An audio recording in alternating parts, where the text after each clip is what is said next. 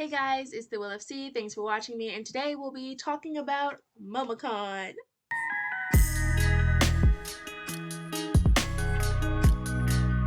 This year I was invited to Momocon as a content creator. Look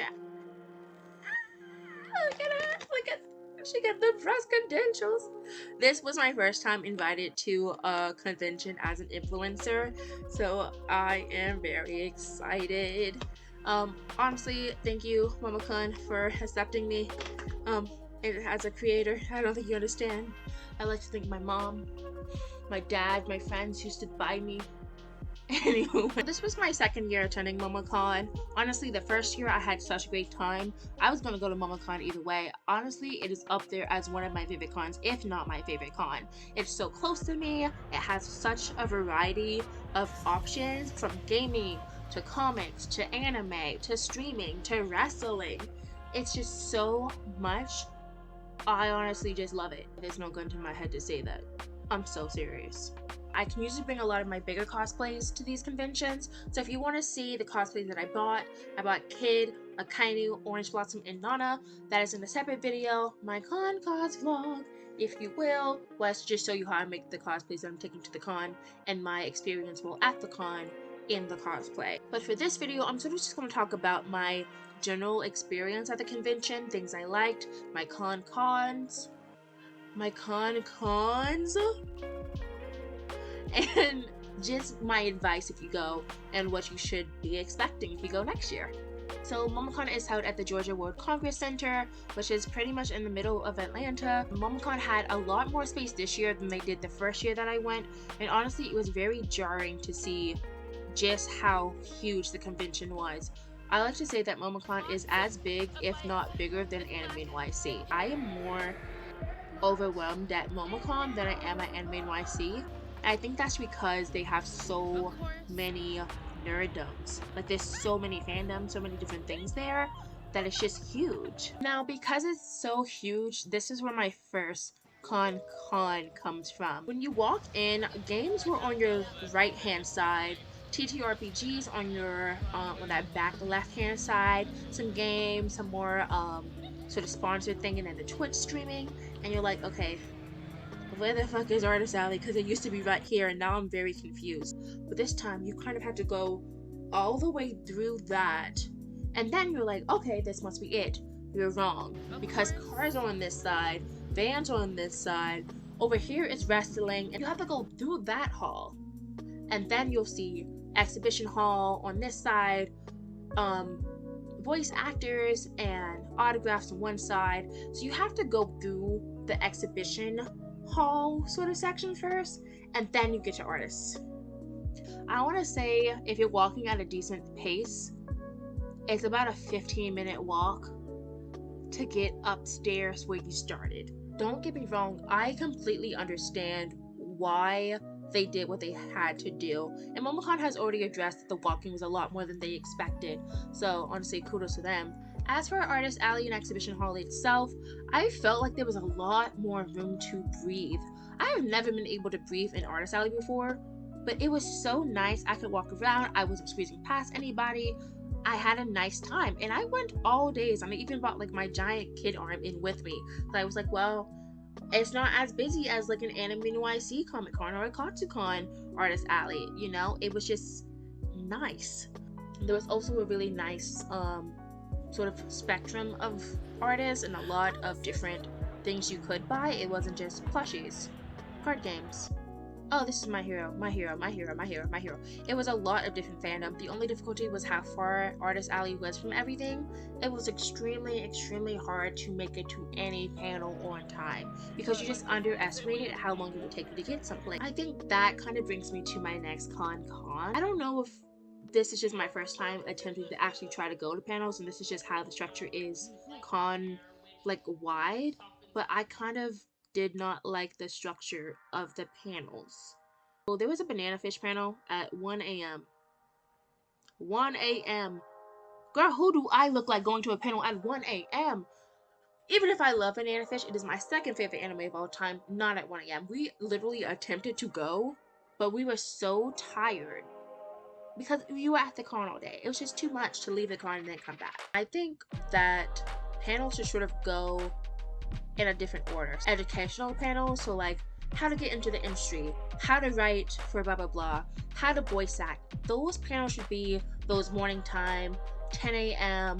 to 1 p.m. sort of panels. You know, those are the ones that people are there early for. They're not really going to be cosplaying, so they're okay with being there early.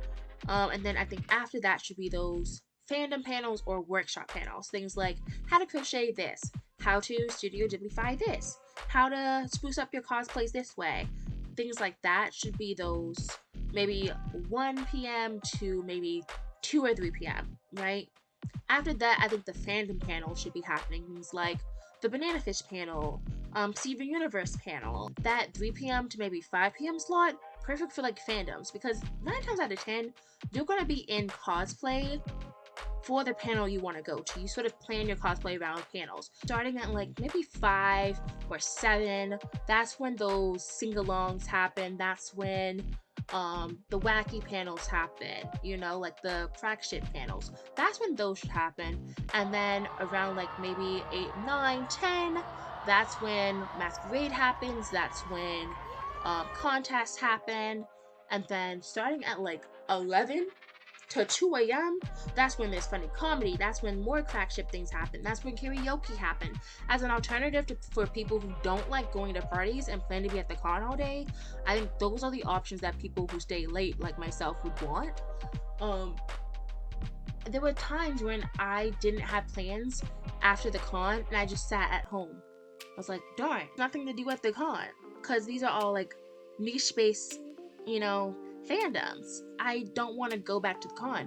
But if there was like a certain karaoke, like if the Steven Universe sing-along was happening at 12 or like 1, I would go. Because yes, I'm going to, you know, go. I'm going to party and sing along to Steven Universe. Of course I'll do that at 1 a.m. I have nothing else to do. But am I going to go to a Banana Fish panel or a Danganronpa panel at 1 a.m.? I don't think so. I can't. I think something else that kind of bothered me was meetups, but only because to this day I don't have a single picture from either of the One Piece meetups I went to. I've checked Facebook groups, I've checked tags. I don't know what any of those photos are. Not a one. I just wish there was like I don't know, maybe at each designated cosplay meetup zone there was like a QR code that took you to the Facebook page. Like you can scan and be like, One Piece Friday meetup, scan this QR code. And maybe even having a list of QR codes set up so that way anybody can just upload photos to like a drive or something, so that way we get the photos, because I don't have any photos. I don't know what any of those are at all, and I'm kind of sad. Now, what I will say is that Momocon is amazing at their communication. Anytime something was wrong, if there were some changes, if something needed to happen, the Momocon app was a great resource. I feel like the content creator room and like how Momocon handled their content creators was well done. We were notified anytime we were allowed to sort of schedule a interview. We were able to get clear directions on where to go to pick up our passes, and it was just a nice quiet room to just be and charge my phone and talk with other creators. I talked to so many creators. I'm like, oh, hey, nice to see you again. I'm just charging my phone. Oh, I'm just editing this TikTok real quick. Oh, I'm posting this. And it was just so nice to have a space to just go and work, and I really enjoyed it.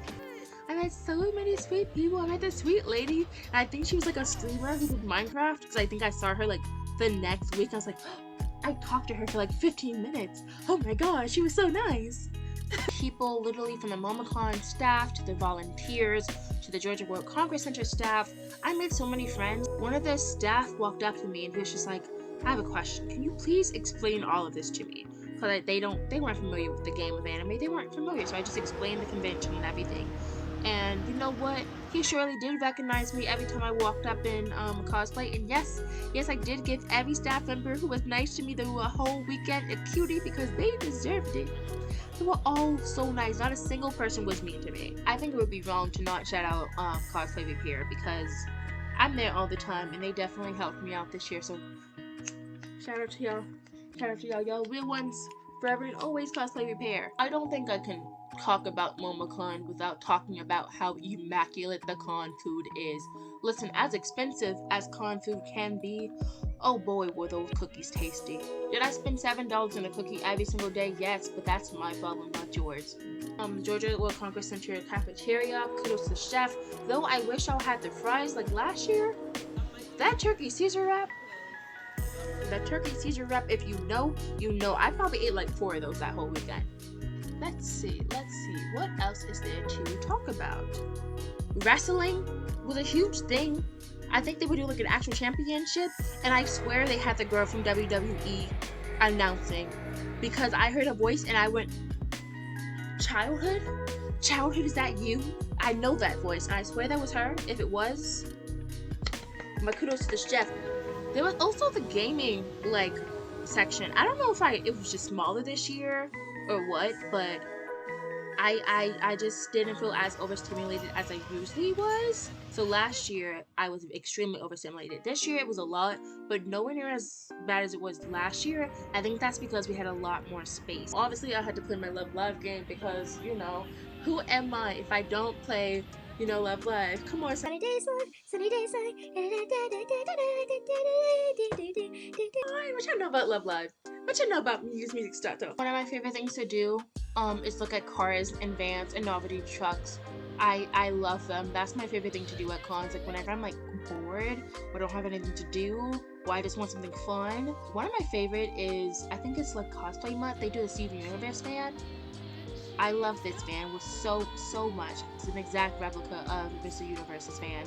There were also so many other cute things, so many other cars. I think there was like a Animal Crossing car, and it played the.